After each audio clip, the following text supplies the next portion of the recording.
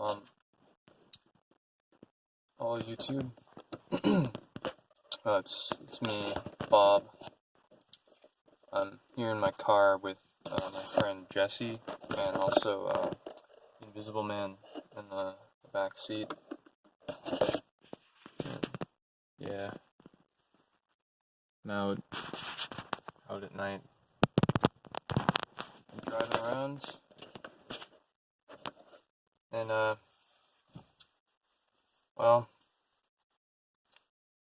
I'm very sorry that I haven't been posting. You last heard from me when my phone charger was behaving oddly. The noise it was making was really just only the beginning of some of the disturbing events that have led to me living on the road with Jesse and Mr. Griffin. I got some notes here because there's a lot to unpack. I didn't want to leave anything out.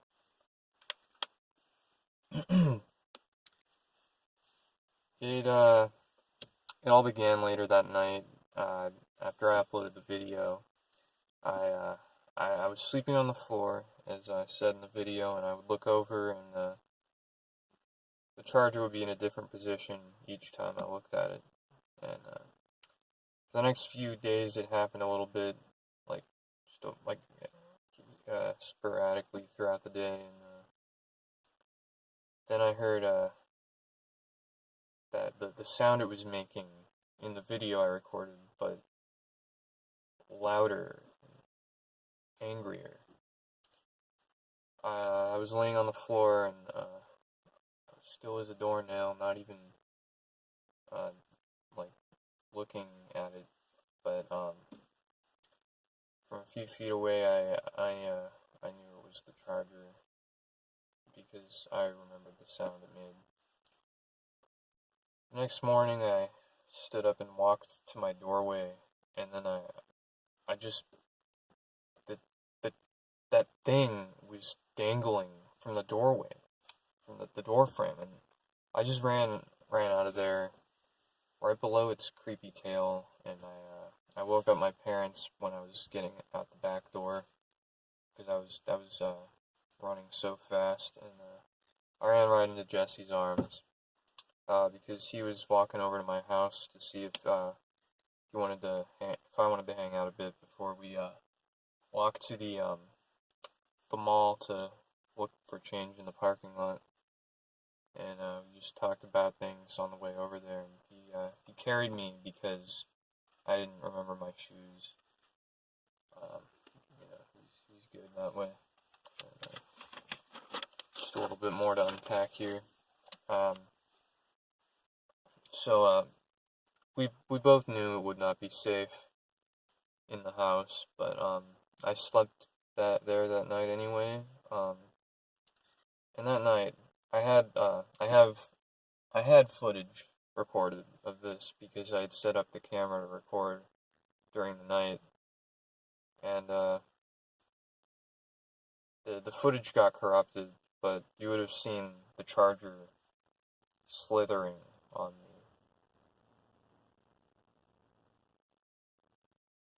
And I was awake when it was happening. Anyway, I've been out here with months, just running, and it shows up now and then, but I always get away from it, but it always knows where I'm at, and I just hope that someday I can completely escape it. But yeah, there's some tales that I have to tell, and I'm gonna let Jesse tell them.